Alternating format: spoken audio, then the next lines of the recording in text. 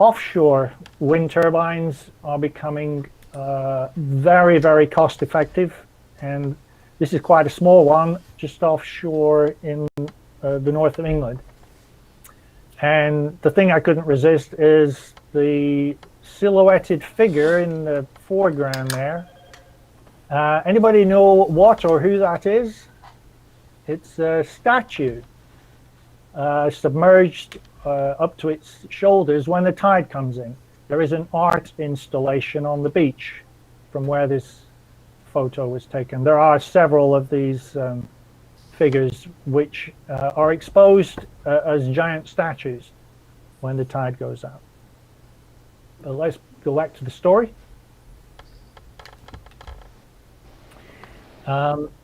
We talked about wind and now about solar. Now, we are quite far north here. This is a place called Errol, and this is probably one of the most northerly solar farms in the entire world. This is Errol Solar Farm. It's just outside Dundee, somewhere to the south of us. Its latitude is 56.4 degrees north. As a comparison, for you guys in North America, Juneau is about 58 degrees north, Juneau in Alaska. And the developers are making money out of this. So it is cost effective even at these latitudes.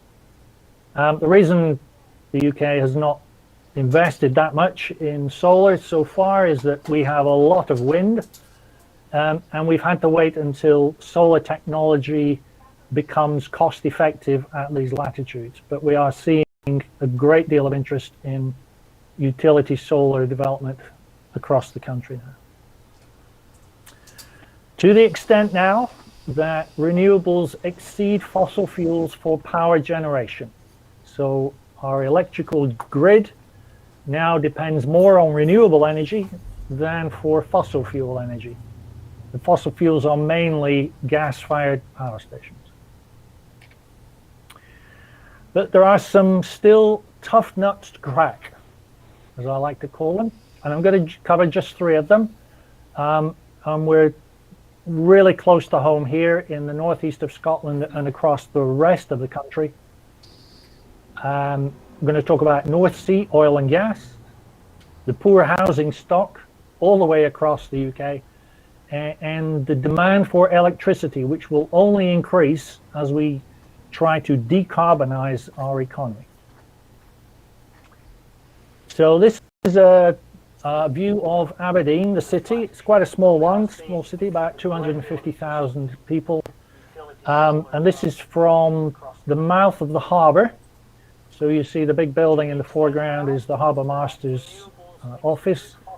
And those huge boats at the back are supply vessels for servicing the offshore platforms. And then you see various offices and domestic dwellings in there.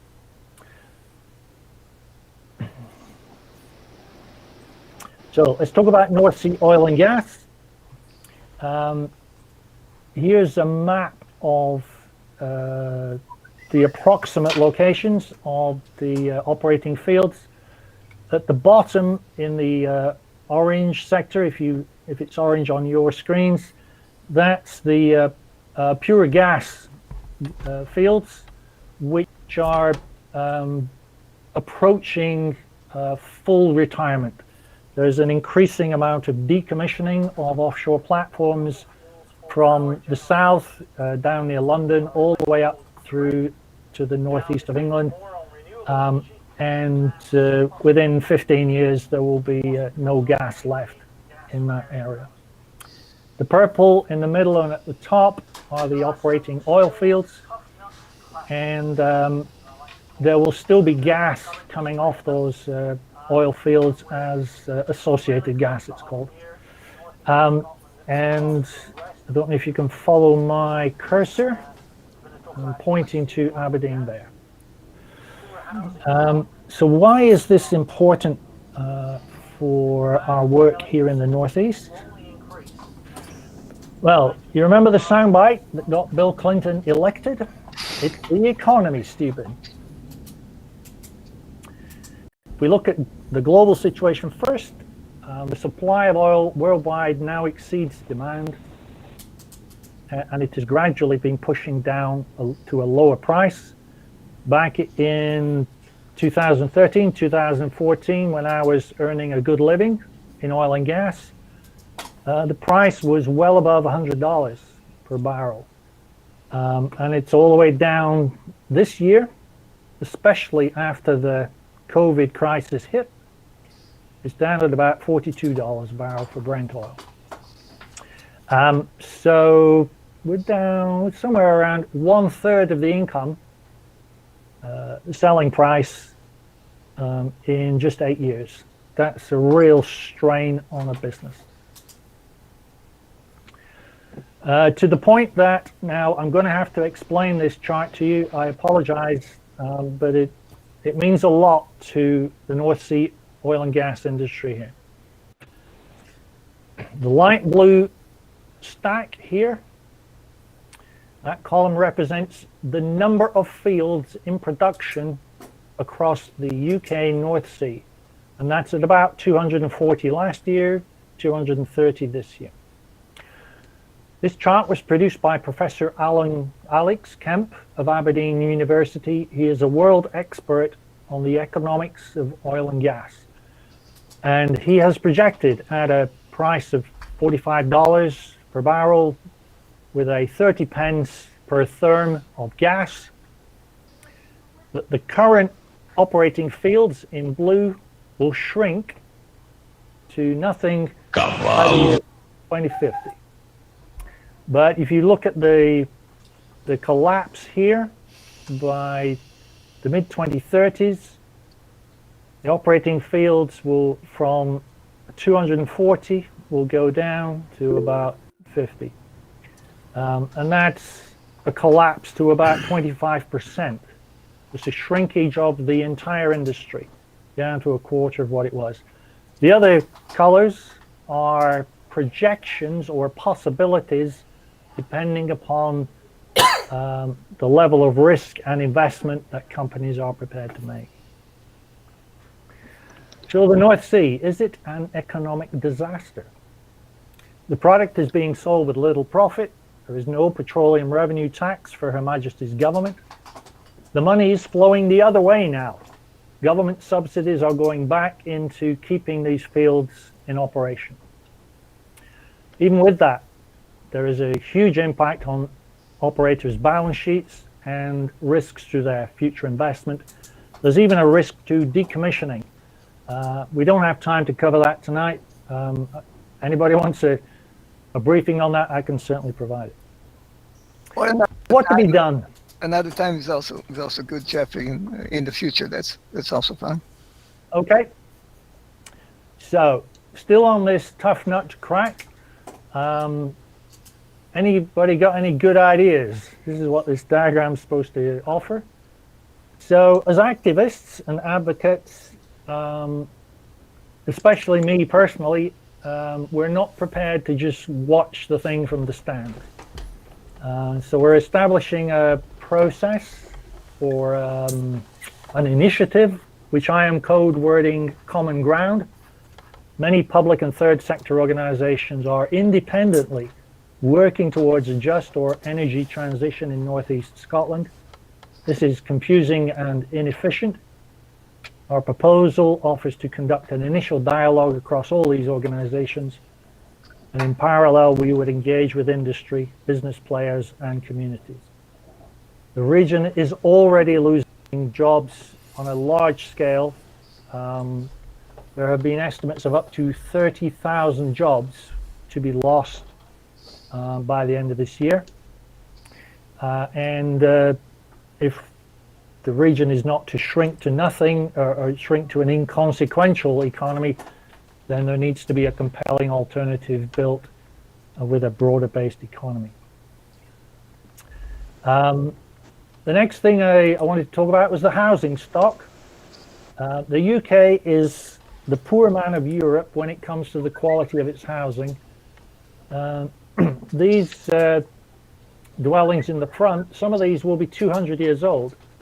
And when they were built, nobody worried about how you would keep things warm. And that, the laissez-faire attitude of our builders is still with us today. Whatever is the minimum possible thermal insulation and ventilation standards for housing, the builder will stick to that and do no more.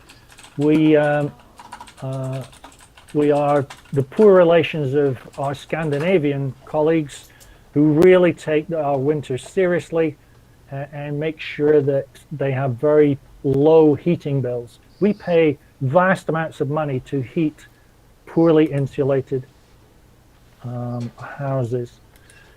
And one of our team in an organization called Habitating Climate Action. I can hear music. All right, we're nearly done.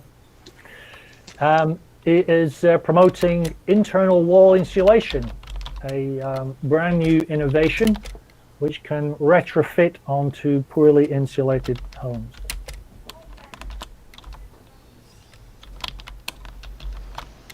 And we talked about the impact on electrification. We need to really boost the capacity of our national grid in order to distribute electricity to where it's needed when we are transitioning, for example, to electric transport. So investment in our national grid it is a really big deal.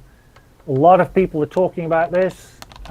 There's not a lot that an activist group can do other than keep telling people that ask your politicians to support it and don't fret about the extra few pennies you have to spend on your electricity bill every month just to pay for this.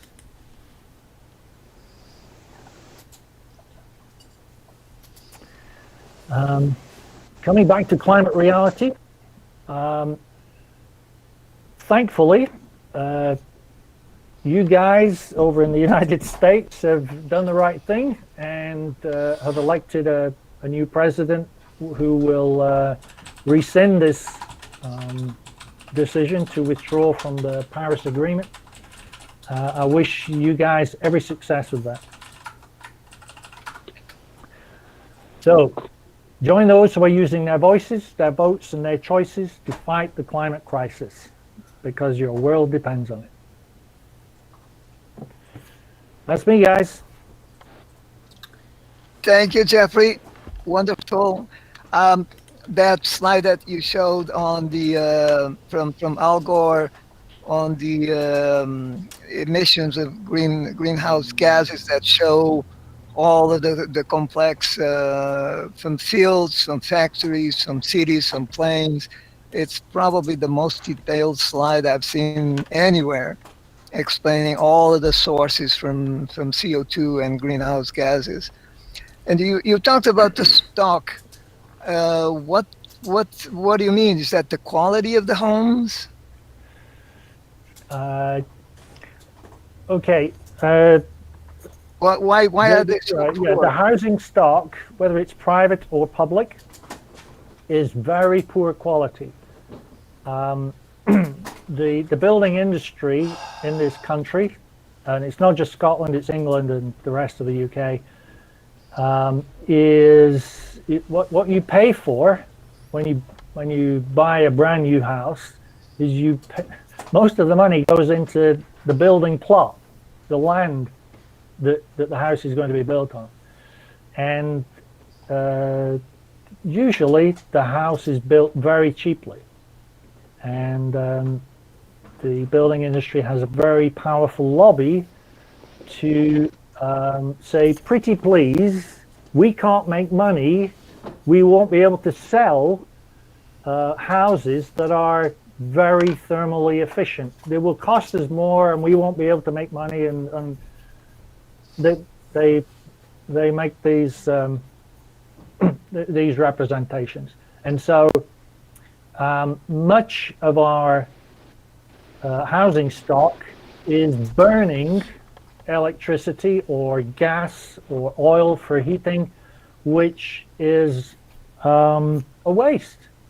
And if only they had been built right in the first place, we wouldn't be wasting a lot of our funds paying for inefficient and poorly insulated houses. So one of the things that has been suggested, and this has a lot of traction, is that anybody who wants to move out of fossil fuel industries could move into employment retrofitting existing houses, putting in roof insulation, wall insulation, solar panels, maybe the installation of air source heat pumps, all these other things which will reduce the demand on fossil fuels. Welcome, Bruce, and welcome, Bruce. We have two Bruces online. Thank you, Jeffrey. I was wondering about that because, yeah, that should be priority one, and I think. Any other questions? Anyone? But the floor is open for Q&A.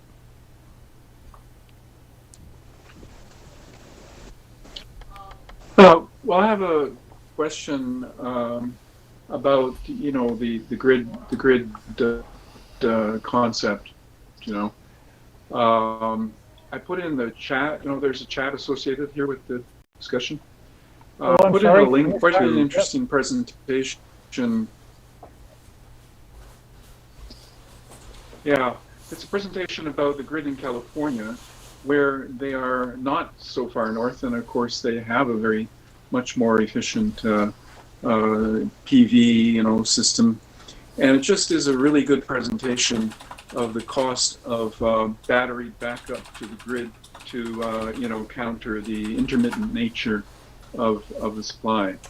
And so I think sometimes we get this data which is saying that the renewable energy, electrical energy, is matching the demand, like you mentioned in one of your slides, twice the household demand supplied. However, that's only instantaneous, or for a period of time, and many other times, the system may be quite deficient. So comes the problem of standby power generation, so you don't have a brownout, blackout of the grid, and then either you have a way over capacity of supply, and or you have a very costly energy battery backup system, some kind of system of daily storage, and there's even analysis of annual storage. So when you look at all of those components of a grid, it gets to be extremely expensive. Now, what I propose, what I'm mostly interested in, is distributed energy system, where households become more secure off-grid, and so the grid requirements actually decrease. And so I'm also coming with that as a proposal for a solution. But that seems to be one of the remaining very huge problems for our alternate energy. Yeah, it's kind of a decentralization. It's centralization, right? Production, at a certain center, right? Or decentralization, like each household can produce, their own electricity. Yeah, Richard, and is it Theo? What you've said is true. So the raw generation of renewables is intermittent, and there needs to be now an increasing focus on the peaks and troughs between the two, so that there can begin to be a base of ongoing and reliable power generation. Now that's not simple, but we are already doing that as a country.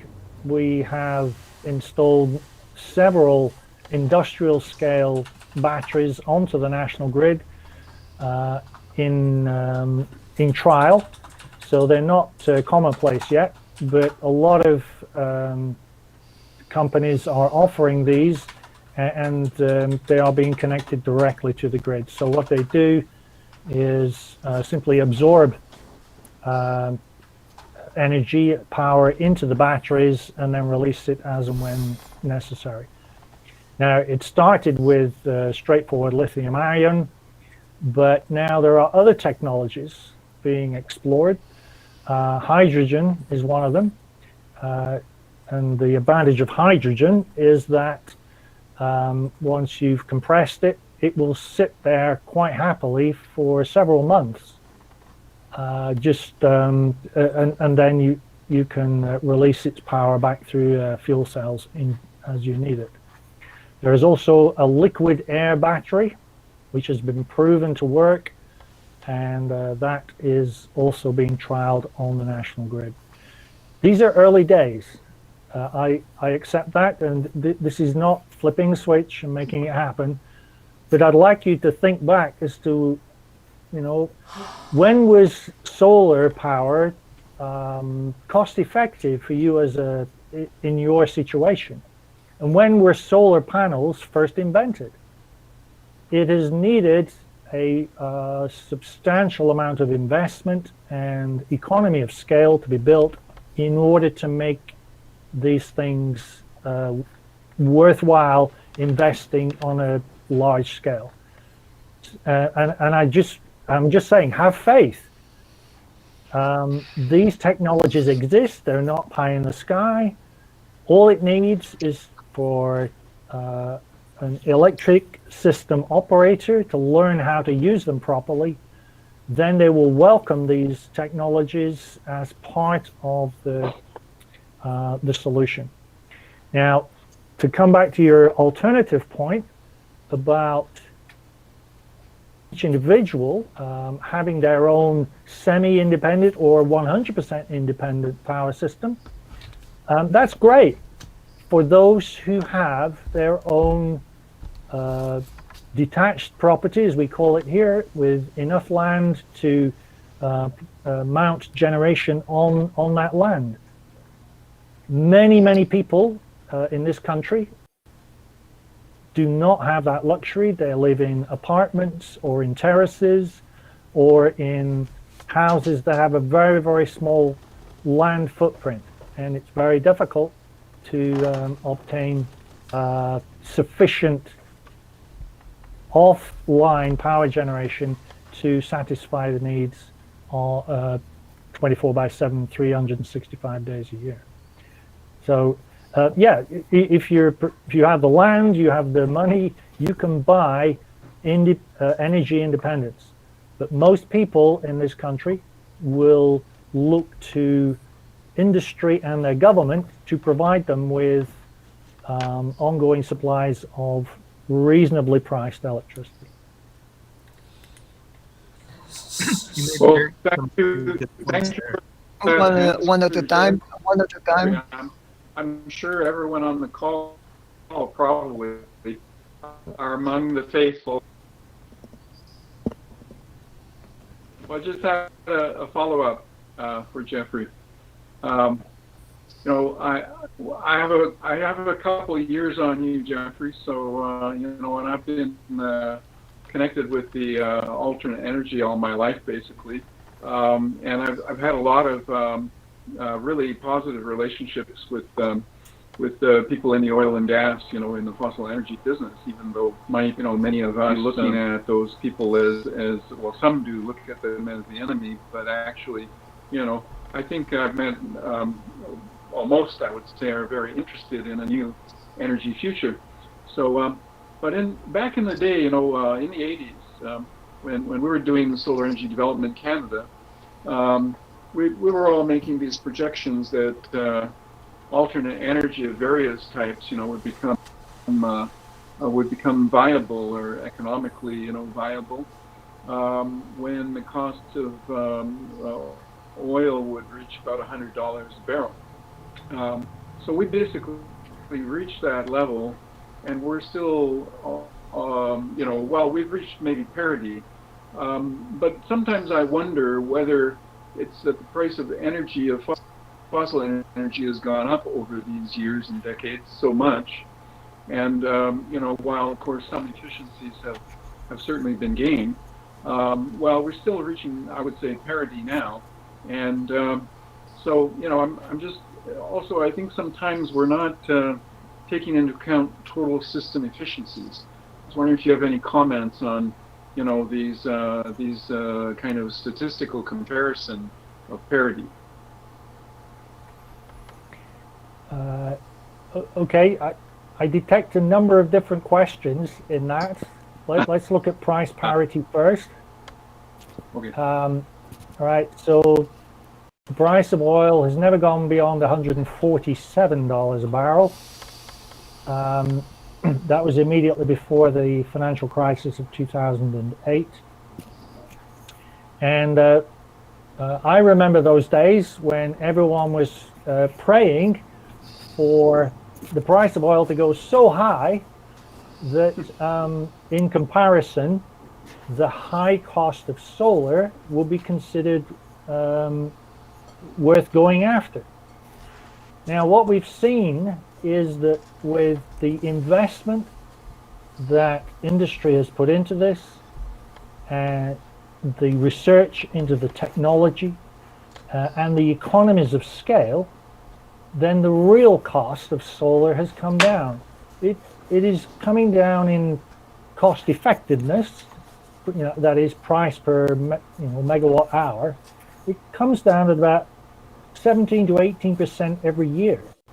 It is going down in real terms. And if you look at the oil and gas industry, fossil fuels, its costs can only ever go up. You can't mine coal any cheaper than what you're doing it. You can't get oil out of the ground any cheaper. There is no magic technology available to them. So, if you like, the price parity thing is no longer an issue. And this is part of the problem of the oil and gas industry. They are facing a future when people don't want to buy their product, not because of environmental factors, but because the alternative is so much cheaper. It's the economy, stupid. And while all the environmentalists have been saying, to the oil companies, you must stop producing this stuff. It's the economy which is driving oil and gas out of business, especially in the relatively high-cost regions such as the North Sea. In Saudi Arabia, they will still continue to make a great deal of money because it's so cheap to get the oil out of the ground now. I'm not sure if I'm answering your question. Yeah, no, great answer. Yeah. One more question, and then we'll move on to Miguel Robles. And at the end, we can, if we have time, we can all still stay and talk. Yeah, well, I have a question, but I joined slightly late. But so why you do this? So what's your solution? Do you have a solution, right? That's So I'm not sure, because from the presentation so far, I haven't seen the solution proposed from your side. Theo, where did you join? Well, I two minute after, then I dropped out. Right. I cut off. There is no silver bullet. Okay. The climate crisis affects every part of society, and it's two-pronged. First one is it's going to get a lot worse, and therefore we have to learn to adapt in some way to the worsening climate situation. And then The other prong is, well, we have to stop emitting all of this greenhouse gases. Now, I don't cover adaptation because it depends where in the world you are. But from decarbonizing, then the principles are the same no matter where you are. You must stop burning fossil fuels. You have to reduce the total amount of ruminants in the on the planet. And for buildings, don't use so much concrete or steel. And it's a, I know I say it quite simply, it is not that simple. And so if we come back to the common ground, which I spoke about, my focus is on the local problem. That's going to be, even though it's a tough nut to crack, as I call it, I can be far more effective in that than try to solve the climate crisis in South America, say, or an ecological crisis about the palm oil plantations in Southeast Asia. But my ability to influence is locally at the moment. Yes, yeah, for sure. We start. There is no single solution for everybody. Yeah, we need to start from everyone, right? Local. That means, if everyone work, together. I mean, starting from us, right? And then and together we can, make big impact. Yes, indeed. Thank you. Jeffrey, thank you very much. Thank you too. Miguel is the next speaker. He is the founder of Soil Not Oil. He's in Mexico City.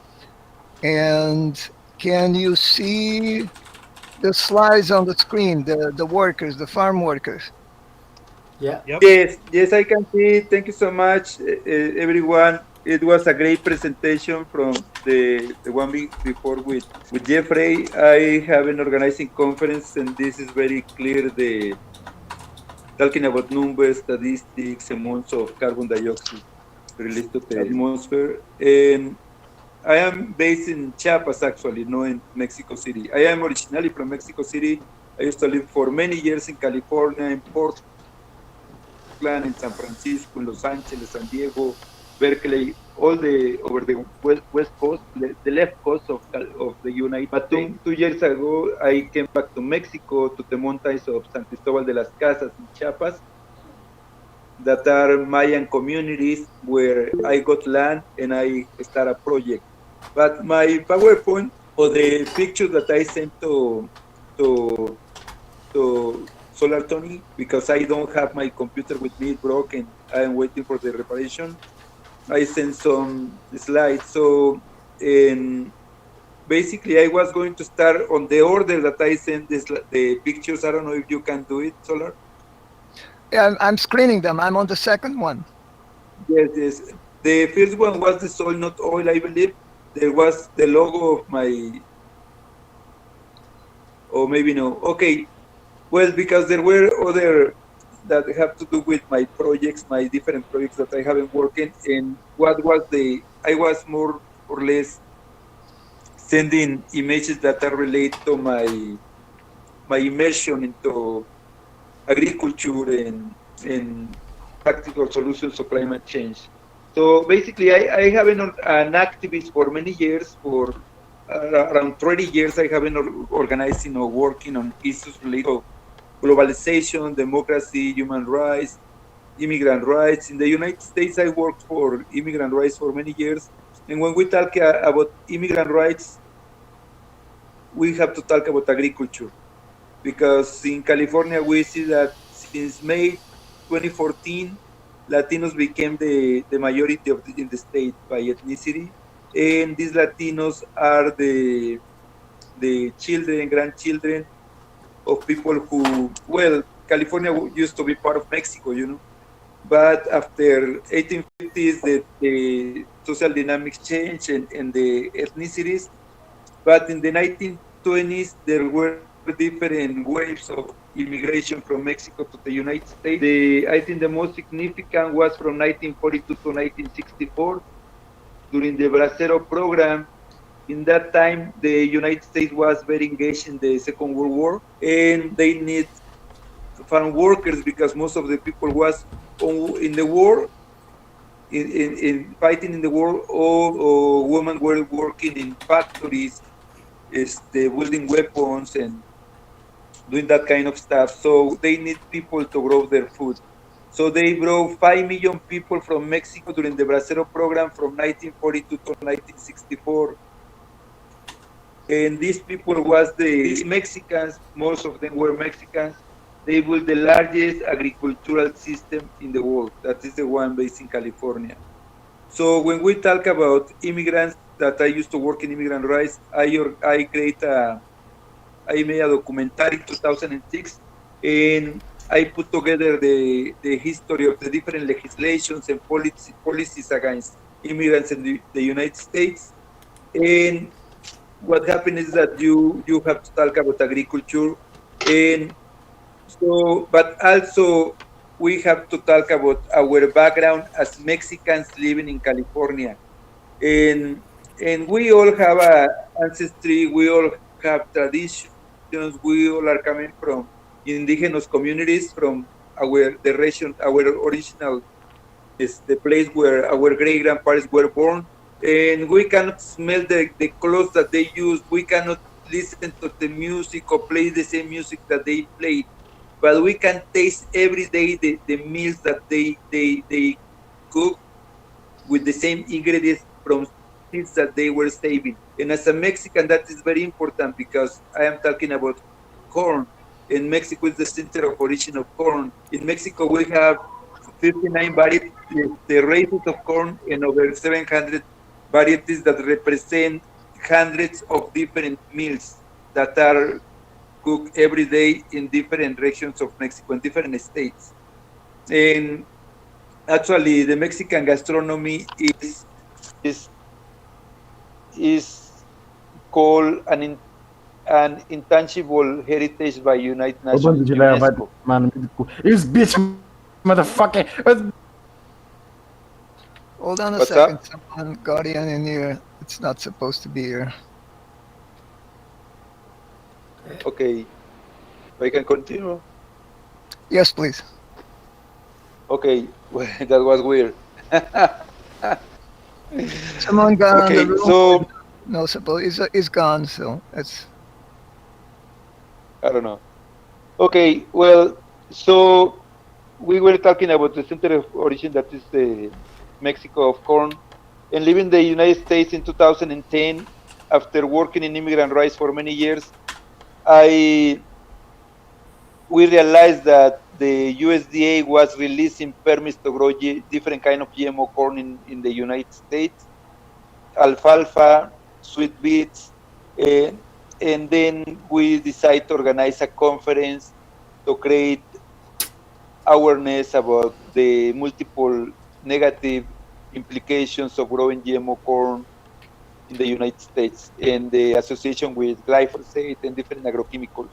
So we started organizing the conference Justice Begins with Seed, along with people who were organizing campaigns to launch a campaign to label products of food which ingredients were genetically modified. So this is part of the conferences that I organized in 2010, 11, 12, 13, 14 about GMOs. We have several campaigns. We work in several campaigns, but also in Mexico, we start supporting a campaign called Without Corn, There Is No Country. And there was in 2013 a campaign, a class action lawsuit against the government and against Monsanto to stop the release of permits to grow GMO corn in Mexico because was not allowed to grow in Mexico GMO corn. So we launched this class action lawsuit with Mexican activists, and we stopped the release of permits to grow GMO corn in Mexico in 2013, 14, 15, 16, until the new government took office in 2018, and the President López Obrador said that we don't need GMOs in Mexico. So after 4 years organizing the Justice Begins with Seeds conference, that was the International Year of Soils 2015. And then I was talking with my friend Vandana Shiva, that maybe many of you know her. We have been working for 10 years together. And I told her, my next conference is going to be called Soil, Not Oil. So in 2015, we've been supporting also, you can see the slide of March Against Monsanto, different things we've been doing. So in 2015, I told Vandana Shiva that my new conference was going to be called Soil Not Oil. That is the name of one of her books, and talks about the peak oil, the crisis on food, and the crisis of climate change. And so we've been immersing into practical solutions to climate change. This is from the Justice Begins with Seeds conference. If you continue the next one, I don't know if it's possible. I'm sorry. No, you have to. Yes, this is. Can you keep going, please? Yes, that was in Jackson County in Oregon that we launched a campaign. We stopped the GMO growing in that area. They implement a GMO ban. So can you continue, please? So I am now into the soil not oil. So in 2015, we've been talking with different activists, and we organized the Soil Not Oil International Conference, trying to support and promote the 4 per 1,000 agreement from Paris, in which they were inviting organizations, farmers, activists, industry, governments to help reducing 0.4% the carbon emissions. I'm sorry, to increase the 4.4% the soil organic matter. And doing that, we could store the carbon release every year, from factories and cars. So we try to support this campaign, and we start organizing the Soil Not Oil International Conference in 2015. And we have been organizing since then 6 Soil Not Oil conferences. This year in August 2020 was the 6th conference. We have people from Kenya, from Africa, from India, from Costa Rica, Argentina, Mexico, Cuba, all around the world, all over. And the main goal of this conference is to promote agroecology, biointensive farming, no-till farming, everything related to carbon sequestration. Because from our point of view, there is a solution to fight climate change, and it's going to be sequestering carbon. We have to change the way we consume food. Of course, we have to change also our energy addiction. That is not an oil addiction. I think the main problem that we have is an energy addiction. People would like to create like fake paradise, and I talk about fake paradise when we want to have a warm place in the winter and a cool place in the summer in very extreme areas of the planet. And I am talking more about the global north, that they have the money to buy energy, and they have the money to buy weapons to go to Iraq, to Syria, and to destabilize countries like Venezuela that has very large oil fields, or the government of Bolivia, because they have the largest lithium area in the world. So I think that is the main problem is our energy addiction. It's not our oil addiction, because if it's about oil, okay, we can say that many people think that the wars are caused by oil, but also the destabilization of countries has to do also with lithium. So we have to be very aware of this problem of energy addiction, and I think there are only 2 great solutions. One of them is to lower our energy consumption globally, but emphasizing the global north, rich countries. And the second one is to consume only locally, organically grown food. And when we talk about it, it's because most of the transportation that release carbon is related to food, And we can see the examples, for example, of Santa Barbara County in California, where 90%, around 90% of the food that they produce it goes to the northeast of the United States. The 90% that they consume is coming from Chile, from Mexico, from Guatemala, from Honduras. And it's very simple because this food that they produce in Santa Barbara is produced with immigrant farmers, mostly Mexicans, that live in very bad conditions, low wages, and the food is sold in the Northeast in times where they can grow food and it's sold expensive. So the carbon footprint of any avocado is going to be 3,000 miles. And they consume the food from other countries because they buy it in pesos, very cheap, and they sell it in dollars to immigrants working in their fields. So it's double profit. So, and that is one of the main problems that we have is the addiction to energy and the addiction to cheap food, that causes exploitation and environmental problems. So now I came back to Mexico 2 years ago, and I got a piece of land like 50 acres, 20 hectares, because we would like to showcase in this place the different alternatives to climate change that relates to agriculture that we haven't talking about the past 10 years in our conferences. And we are doing ecological restoration because this area is Mayan, is indigenous, but cornfields are not the best option, even if it's traditional cornfield, when the demographics have exploited. And that this is is very logical, it's very simple to explain. There are families in communities where there used to be maybe 50 people 60 years ago.